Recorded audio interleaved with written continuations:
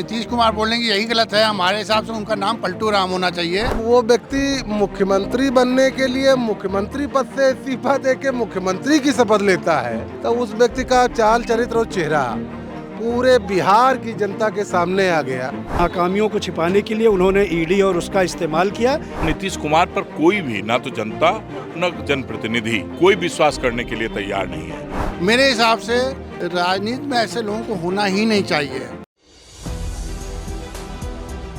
नमस्कार, मैं हयात अब्बास और आप देख रहे हैं 4PM न्यूज़ नेटवर्क। बिहार की राजनीति में ज़बरदस्त बदलाव है और उससे सरगर्मी तेज है। हो भी क्यों ना, नीतीश कुमार जिन्होंने अपनी कुर्सी बचाने के लिए पलटी मारी थी, अब उनकी कुर्सी खतरे में लग रही है। दरअसल कांग्रेस के विधायक तोड़ना चाहते थे। फ्लोर टेस्ट से पहले कांग्रेस ने भी एक ज़बरदस्त दांव चला और अपने विधायकों को हैदराबाद भेज दिया है। लोगों से बात कर लेते हैं, लोगों के बीच है और जानते हैं कि क्या नीतीश कुमार ने पलटी तो मारी थी, कहीं अब ये उनकी कुर्सी के लिए खतरा ना बन जाए। निश्चित रूप से उनकी कुर्सी के लिए, जिस तरह वो वैचारिक रूप से इतना विवादित हो चुके हैं समाज के अंदर कि अब नीतीश कुमार पर कोई भी, ना तो जनता न जनप्रतिनिधि, कोई विश्वास करने के लिए तैयार नहीं है। भारतीय जनता पार्टी ने जो सोचा था कि नीतीश के माध्यम से हम बड़ा खेला करेंगे, वो खेला तो नहीं कर पाए, लेकिन एनडीए के साथ खेला जरूर हो गया बिहार और झारखंड में। और ये आने वाला आगे का जो चुनाव है, वो ये खेला बड़ा परिणाम देगा। फ्लोर टेस्ट से ठीक कुछ दिन पहले 12 तारीख को फ्लोर टेस्ट होना, उससे पहले कांग्रेस ने अपने विधायक हटा दिए। क्यों? इसलिए कि भारतीय जनता पार्टी का जो चरित्र बन चुका है चुनी हुई सरकारों के प्रति, वो अपने प्रशासन, ईडी, सीबीआई और पुलिस के बल पर कभी कभी होता है कि वो विधायकों को पहुंचने नहीं देते। चूँकि राजनीति कर रहे हैं, तो जब शक्ति परीक्षण था तो हम भी सुरक्षात्मक रणनीति अपनाते हुए अपने विधायकों को जहां सुरक्षित रख सकते थे वहां भेजा। कैसे देखते हैं सर इसको कि बिहार में इस बार फिर से खेला हो जाएगा, लेकिन इस बार नीतीश कुमार की कुर्सी खतरे में आ गई है? अब आप नीतीश कुमार बोलेंगे यही गलत है। हमारे हिसाब से उनका नाम पलटू राम होना चाहिए। जिसने 9 बार सरकार बनाई और 9 बार में 9 बार उसने पलटू राम का अपना चरित्र निभाया है, तो ऐसे को पलटू राम नहीं बोलेंगे, क्या बोलेंगे हम? मेरे हिसाब से राजनीति में ऐसे लोगों को होना ही नहीं चाहिए, क्योंकि यदि ऐसी राजनीति होती है तो इसका मतलब है कि इससे बढ़ के गंदी राजनीति हो ही नहीं सकती है।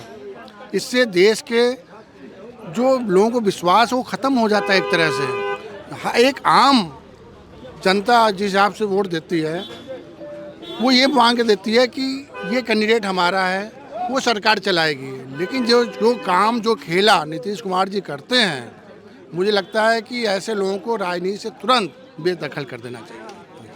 नहीं, पलटू राम कहा गया उनको, 9 बार उन्होंने शपथ ली है, लेकिन इस बार तो उनके ही लिए खतरा बनता नजर आ रहा है। उनकी कुर्सी पे खतरा मंडराता नजर आ रहा है। विधायकों को कांग्रेस ने रवाना कर दिया है। अब कैसे देखते हैं, क्या करेंगे? ये तो होना ही था। उनको जो कहना था, जो करना था, उनके दिमाग में था कि बीजेपी का पूरा सपोर्ट मिल जाएगा और हम गवर्नमेंट बना लेंगे।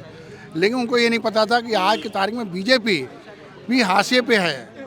कहीं ना कहीं उसको ये डर सता रहा है कि हमको ख़त्म होना है। 2024 के चुनाव में उसको ख़त्म होना ही है। उसने एक मुद्दा उठाया राम मंदिर को लेकर के, अयोध्या के राम मंदिर को लेकर के।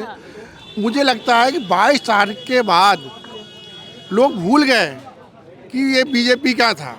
जो उसने दिखाना चाहा था कि राम मंदिर मतलब अयोध्या, अयोध्या मतलब बीजेपी, वो ख़त्म हो गया है। आज की तारीख में जनता को लग गया है कि ये सिर्फ एक चुनावी स्टंट था इसका, जो ख़त्म है। आज की तारीख में पूरी जनता समझ चुकी है कि इस समय किसी भी हालत में हमको इस बार बीजेपी को वोट नहीं देना है और ख़त्म है बीजेपी 2024 में। बिल्कुल, इंडिया गठबंधन को बचाने के, एनडीए गठबंधन को छोड़कर एनडीए के तरफ गए थे। आज उनके ऊपर ही मुश्किल मंडराती नजर आ रही है। उनकी कुर्सी के लिए खतरा बन गया नीतीश कुमार के लिए। किसी भी मायने में अब वो राजनीति करने योग्य नहीं बचे हैं। थोड़ा सा अल्पकालीन समय बचा हुआ है, उसमें वो अपनी दोस्ती निभा लें। उन्होंने जो स्टार्ट किया था, वो उनके ठीक बाद राहुल जी की यात्रा बिहार पहुंचती है और वहां जो जनसैलाब, जो समर्थन उस यात्रा को मिलता है, कहीं न कहीं उससे उनके पांव हिल जाते हैं। फिर दूसरी तरफ उन्होंने इशारा किया कि यहाँ का मुद्दा हटा के वहाँ झारखंड में डिस्टर्ब किया जाए।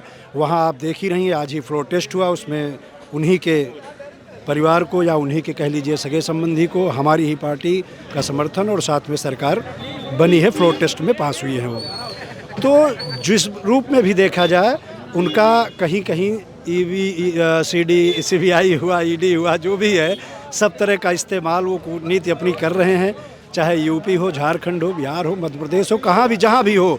उन्होंने अखिलेश को दबाव में लिया, मायावती जी को भी दबाव में लिया है।